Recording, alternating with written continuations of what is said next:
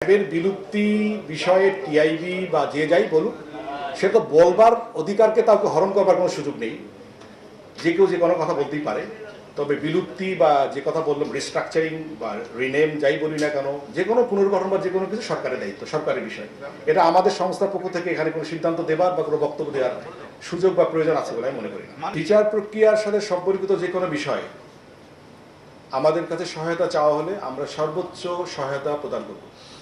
আমাদের কাছে যা আছে, যেটুকু তথ্য থাকবে তার ভিত্তিতে, যে তথ্য আমার কাছে নেই বা থাকবে না বা আমার কাছে আমার দেবার সামর্থ্য বা সাধ্য নেই, সেক্ষেত্রে হয়তো আমরা অপারগতা প্রকাশ করতে পারবো। কিন্তু যে যতটুকু সাধ্য এবং সামর্থ্যের মধ্যে তথ্য আমাদের কাছে আছে, তা আমরা বিচার প্রক্রিয়াকে এগিয়ে নিয়ে যেতে প্রয়োজনীয় সহায়তা করব।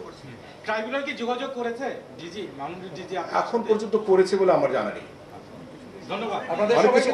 অনেক কিছু নিয়ে কথা হয়, এটা থ্যাংক ইউ। সামনের দিকে এগিয়ে নিয়ে যাওয়া সম্ভব এবং আমি চাই ব্যক্তিগতভাবে একটি পেশাদার, মানবিক এবং প্রযুক্তি নির্ভর একটা সংগঠন গড়ে উঠুক এবং এটা রাষ্ট্রের যে গুরুত্বপূর্ণ দায়িত্ব যখন যেভাবে আসে, সেটা প্রতিকার, প্রতিরোধ, অপরাধ প্রতিকার এবং প্রতিরোধ এবং দায়িত্বশীল ভূমিকা পালন করতে র্যাব আগামীতে অত্যন্ত দায়িত্বশীল ভূমিকা পালন করতে পারবে বলে আমি বিশ্বাস করি এবং আশা করি এবং সে সম্ভাবনার মধ্যে রয়েছে।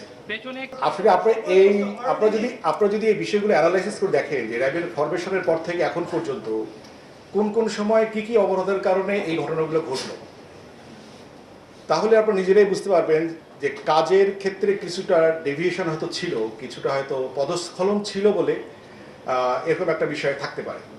তো আমরা সেই জায়গাটা যদি রিপেয়ার করতে পারি, তাহলে আমার মনে হয় যে স্যাংশনের বিষয়গুলো আছে এগুলো থাকবে না। আমরা কাজ দিয়ে আসলে প্রমাণ করব যে আমাদের তার প্রমাণ কিন্তু আমরা গত 1.5 বছর দিয়েছি যে আমরা ভালো জায়গায় থাকতে পারি, ভালো কাজ করতে পারি।